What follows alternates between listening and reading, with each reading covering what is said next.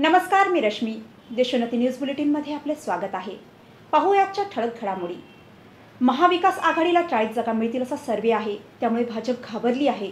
अमरावती लोकसभा मतदारसंघ जवळपास काँग्रेसकडेच राहील असे नाना पटोले यांनी अमरावती येथे पत्रकारांशी बोलताना सांगितले.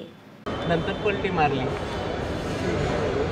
मूळ प्रश्न असा आहे की जवळपास आमचं आता सीट वाटपाचं जवळपास ठरलेलं आहे आणि या अंदाजामध्ये अमरावती जवळपास काँग्रेसकडे येईल अशा पद्धतीचे आज आपल्याला सांगता येईल. आज आमची इथं जी मीटिंग आहे ते आमचे प्रभारी रमेश चन्नीथलाजी मधल्या काळात आपण जे 3 महिन्याच्या पहिले जो आढावा घेतला होता संघटनात्मक, तो आढावा घेण्यासाठी इथं आलेले आहे. निवडणुकीच्या तयारीला काँग्रेस पार्टी लागलेली आहे आणि महाराष्ट्रामध्ये विशेष करून विदर्भात काँग्रेसला मोठ्या प्रमाणात यश प्राप्त होते, महाविकास आघाडीला यश प्राप्ती होते.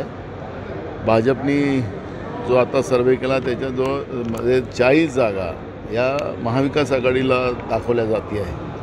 त्याची चिंता भाजपला लागलेली आहे, स्वाभाविक आहे. आताच देशाचे प्रधानमंत्री महाराष्ट्रात येऊन गेले नाशिकला, पुन्हा आता ते येऊनच राहिले. म्हणजे महाराष्ट्रामध्ये भाजप घाबरलेली आहे. भाजपचे नेते जे महाराष्ट्रातले ते निष्फळ ठरलेले आहेत, म्हणून प्रधानमंत्री मोदयांना प्रचारक म्हणून इथे यावं लागते आहे, असं चित्र आपण पाहतो. वंचित बहुजन आघाडीची 20 तारखेला इथे जाहीर सभा आहे आणि आम्हाला अशी माहिती मिळते की त्या दिवशी अमरावती लोकसभेचा वंचितचा उमेदवार ठरणार आहे अशी माहिती. बघा, त्यांच्याबद्दलची चर्चा आमच्याकडे नाही आहे. ते विशेष करून पवारसाहेब आणि उद्धव ठाकरे साहेबांची चर्चा करतात आहेत, त्यामुळे तिकडे काय चाललेलं आहे त्याच्याबद्दलची आमच्याकडे माहिती नाही. प्रकाश आंबेडकरांनी म्हटलं की त्यांना राहुल गांधी यांनी भारत जोडो यात्रा. मुंबई पुणे एक्सप्रेसवर 6 तासांचा ब्लॉक आहे. कर्जत पनवेल लोकल लेन कॉरिडॉरचे काम सुरू असल्याने मेगा ब्लॉक घेण्यात आला आहे. मुंबईकडे जाणारी एक लेन पूर्णपणे बंद करण्यात आली आहे.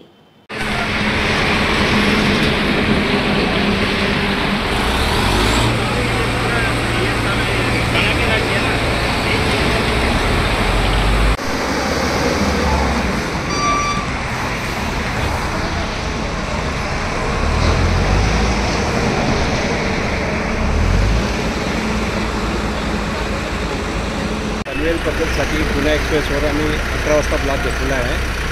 टोटल हा ब्लॉक 2.25 तासाचा घेतलेला आहे. तर आम्ही जवळजवळ आमचा गडर आता टच झालेला आहे सेकंड पॉईंटवर आणि याला लवकरात लवकर क्लिअर करायचा प्रयत्न करतो. 2-2.5 आम्ही ट्रॅफिक चालू. अजून असे ब्लॉक घेण्याची शक्यता आहे सर? अजून 2 ब्लॉक आम्ही बाकी आहेत मुंबई ठाणे डायरेक्शनला. सेकंड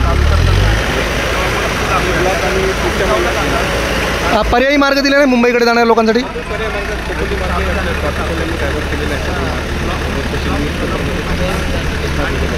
आता कामाची स्थिती काय? आता कामाचे आमचा जो मेन गडर सेकंड पॉईंटला टच व्हायचा होता तो झालेला आहे. आता माझा रोलर खोलून आणि लवकरात लवकर ट्रॅफिक क्लिअर करण्याचा प्रयत्न करतो. अमरावती जिल्ह्यातील भातुकली तालुक्यातील वाठोडा शुक्लेश्वर म्हैसपूर रस्त्याचे डांबरीकरणाचे काम त्वरित सुरू करण्यात यावे अशी समस्त गावकऱ्यांची मागणी आहे.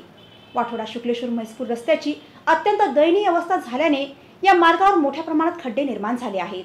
ये जा करणाऱ्या वाहन चालकांना जीव मुठीत घेऊन प्रवास करावा लागतो. या रस्त्यावर अपघाताच्या घटना वाढत आहेत. या रस्त्याच्या डांबरीकरणाचे काम तातडीने सुरू न केल्यास समस्त गावकरी आमरण उपोषण करणार असा इशारा गावकऱ्यांनी दिला आहे.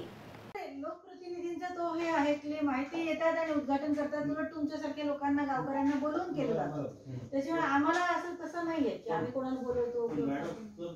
सगळेजण आले पाहिजे.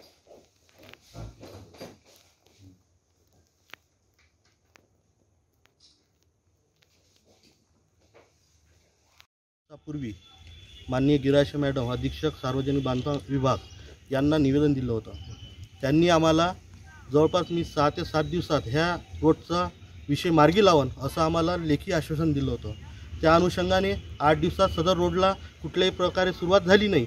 जेव्हा सुरुवात झाली नाही तेव्हा आम्ही सर्व गावकऱ्यांनी सरपंच उपसरपंच गावचे त्याचप्रमाणे गावातील सर्व नागरिक यांच्या समवेत आज पुन्हा आम्ही मॅडमला 26 तारखेपासून आमरण उपोषणाला बसण्यासंदर्भात निवेदन द्यायला आलो. जर 26 जानेवारी 2024 पूर्वी जर हा रोड झाला नाही तर आम्ही प्रजासत्ताक दिनी ज्या प्रजेच्या हाती पूर्ण देशाचे सूत्र आहे, अशा प्रजेचे जर असे हाल होत असेल, त्या रोडनी आज 1-1 फूट 2-2 फूट खड्डे झालेले आहे, पायीसुद्धा व्यक्तींना चालता येत नाही, अनेक अपघात होत आहे. आणखी हे डिपार्टमेंट विभाग, बांधकाम विभाग किती अपघाताची वाट पाहत आहे. अनेक घरातला करता पुरुष तिथून अपघातात मृत्युमुखी पडलेला आहे. अशी अवस्था त्या रोडची झालेली आहे. त्या रोडने जवळपास 15 ते 20 गावाचे बाजारपेठ गाव असून 15 ते 20 गावांचे लोक दळणवळण करतात.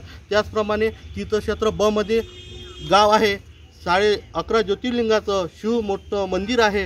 असं असताना सुद्धा आमचा नागरिकांवर हा अन्याय होत आहे. या अन्यायाच्या विरोधात आम्ही येणाऱ्या 26 जानेवारी 2024 पासून वाटोळा शुक्लेश्वरचे सरपंच, वाटोळा शुक्लेश्वरचे उपसरपंच आणि ग्रामपंचायतचे सदस्य आणि त्यांच्या समवेत आम्ही सर्वजण या कार्यालयाच्या समोर पेंडॉल ठोकून तिथं आमरण उपोषणाला बसणार आहोत. त्या संदर्भात आज आम्ही आत्ताच गिराशे मॅडमला निवेदनसुद्धा दिलेलं आहे.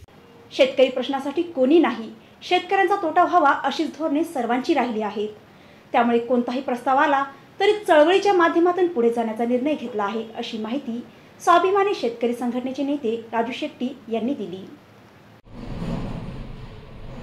भारतीय जनता पक्षाबरोबर आघाडी करण्याच्या संदर्भामध्ये माझ्याबरोबर थेट असा कोणी संपर्क साधलेला नाही, परंतु मध्यस्थामार्फत मी दिल्लीला यावं, अमित शहाना भेटावं, आणखीन काही केंद्रीय नेत्यांना भेटावं अशा प्रकारच्या सूचना घेऊन मात्र बरेच लोक आले. परंतु स्वाभिमानी शेतकरी संघटनेचा निर्णय हा 2 वर्षापूर्वीच झालेला आहे. कुठल्याही आघाडीशी संबंध ठेवायचे नाही, कारण शेतकरी प्रश्नावर सगळ्यांनीच वेगळी भूमिका घेतली आहे. शेतकऱ्यांचा तोटा होईल अशा प्रकारची धोरणं सगळ्यांची राहिली आहेत. त्यामुळे आता आम्हाला चळवळीच्या पलीकडे कुणाबरोबर संबंध ठेवायचे नाही, आणि म्हणून कोणाचं कसलंही काही प्रस्ताव आला तरी सुद्धा आम्हाला त्याच्यामध्ये फारसं स्वारस्य नाही. बीडमधील युवकांनी मेरा घर मेरी अयोध्या हा संकल्प राबवून श्रीरामांना घरोघरी पोहोचण्याचा उपक्रम हाती घेतला आहे. 22 तारखेला अयोध्येत प्रभू रामचंद्रांची प्राणप्रतिष्ठा होणार आहे आणि याचाच उत्साह संपूर्ण देशभरात पाहायला मिळतोय. या अनुषंगाने बीडमधील आई तुळजाभवानी सामाजिक प्रतिष्ठानच्या युवकांनी मेरा घर मेरी अयोध्या हा संकल्प राबविण्यास आजपासून सुरुवात केली आहे. शहरातील माळवेस भागातील हनुमान मंदिरातून ही सुरुवात करण्यात आली, तर शहरातील घराघरात श्रीरामांची छायाचित्रे मोफत पोहोचली जाणार आहेत.